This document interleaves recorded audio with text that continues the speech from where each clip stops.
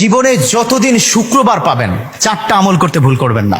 আজকে শুক্রবার না, আমি জানি না 4টা আমল করেছেন কিনা বা করছেন কিনা, আপনারা মিলিয়ে নেবেন। যদি 4টা আমল আজকে না করে থাকেন, আজকে থেকে জীবনে যতদিন শুক্রবার পাবেন 4টি আমল করতে ভুল করবেন না। পারবো তো ইনশাআল্লাহ?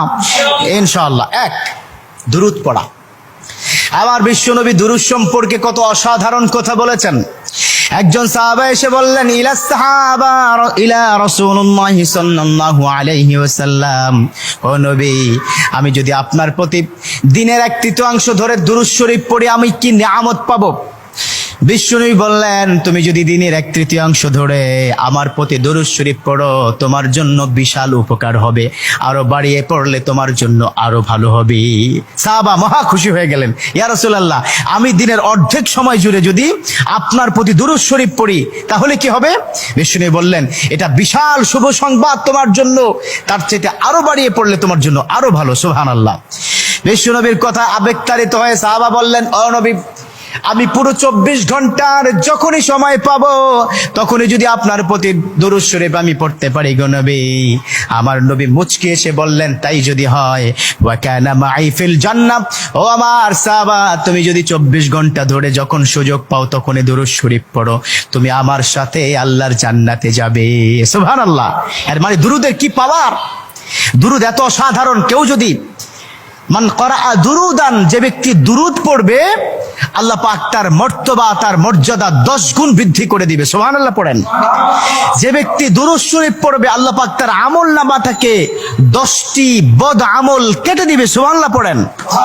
যে ব্যক্তি দুরূদ শরীফ পড়বে আল্লাহ পাক তাকে 10টি নিয়ামত দান করবেন, যে নিয়ামত সে কখনো ভাবতে পারেনি। সুবহানাল্লাহ পড়েন। তার মানে দুরূদ শরীফ কি কত অসাধারণ না? মান লাজিমাল ইস্তেগফার।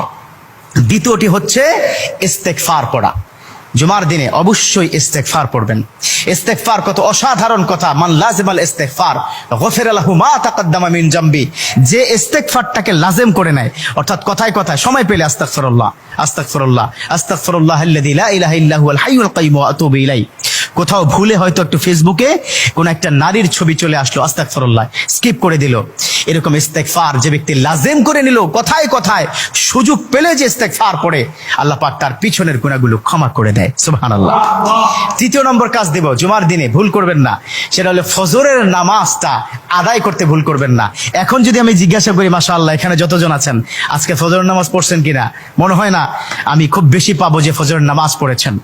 আর 4 নম্বর যেটা হচ্ছে, জুমার দিনে যতদিন জুমার দিনে আপনি পাবেন সবার আগে মসজিদে প্রথম কাতারে আসবেন। বিশ্বনবীর হাদিস যে প্রথম কাতারে সর্বপ্রথম মসজিদে প্রবেশ করবে, রব্বে কারীম তার আমল নামায় উটের গায়ে যে পরিমাণ পশম থাকবে সম পরিমাণ পশমের সওয়াব তার আমল নামায় আল্লাহ পাক দিয়ে দিবে। সুবহানাল্লাহ। তা 4টা আমল করবো তো ইনশাআল্লাহ? আল্লাহ পাক কবুল করে নেক। আমিন।